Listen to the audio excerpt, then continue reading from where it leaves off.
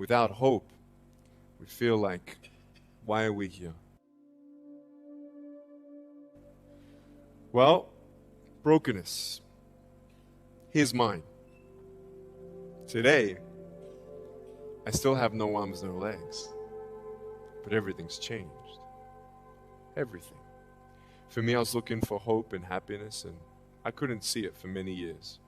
In fact, if this side of the table represents my hope, truth encourages me to become all that I can be. But then we have lies every day coming in our mind, people who discourage us. You know the people that you have in your life who, no matter how good of a day you're having, they'll bring you down. Or no matter how bad of a day you're having, they'll bring you even lower. You know what I'm talking about? Think of the three biggest discouragers in your life. They're not your biggest discouragers. You are.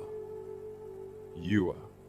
It only takes 3 seconds for me to tell you something discouraging, but then you may never forget my words. I've met so many 50-year-old women and 40-year-old women who still remember what their fathers told them that they wish they never heard. Words are powerful.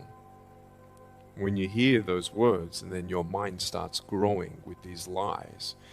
Nick, you're not good enough. Nick, just give up. Nick, you're never going to get a job. You won't get married. You can't even hold your wife's hand. What kind of a father are you going to be if you can't even pick up your kids when they're crying? You're alone. Sure, your parents hug you, but their hugs can't heal you. Just give up. Just give up. Just give up. Just give up. Just give up. At age 8, I thought that I should commit suicide. Why? Because I didn't have hope. I thought I didn't have hope. Today you can see that I had hope. What's the word? Believing in something you do not see. Faith. Words can only do so much. Hugs can do much more than words. But when hugs can't do anything, that's where faith kicks in. For me, words and hugs were not enough, but I had no faith. So I tried to give up. At age 10, tried to drown myself in 6 inches or 15 centimeters of water. In my home, I told my dad I just wanted to relax. But really, I wanted to end my life. I had enough. Dosta mi bio. Okay. The first 2 times I rolled over, I was trying to work out how much air I hold in my lungs before I let it out. And the third time, in my mind, knowing that I wanted to get out of here because of the bullying in my life, because I was going to be a burden to my parents and I had nothing to look forward to, I realized at that moment that if I actually went through with committing suicide, I would leave a greater burden for my parents than they already had. So there was one thing less hopeful or more burdensome than having a child without limbs. What is it? A child without limbs who gives up. So when I saw in my mind my mom and my dad and my brother crying at my grave, if I went through with it, that one thought saved me. If my parents never told me that I was beautiful the way that I was, if my parents never told me that I was special and that I was loved, I wouldn't be here today. So I encourage every single parent who tries their best to encourage their teenagers.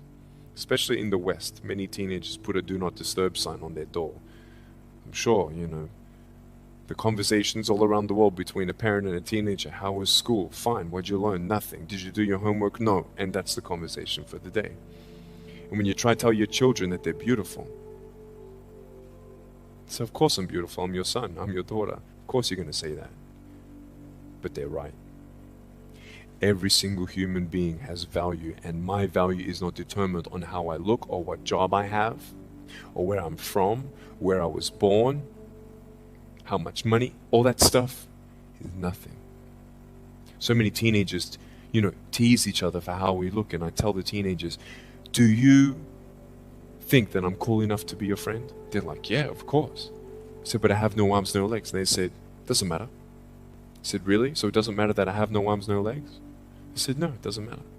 I said, then actually, if it doesn't matter, then why do we kill each other with our words if it actually doesn't matter?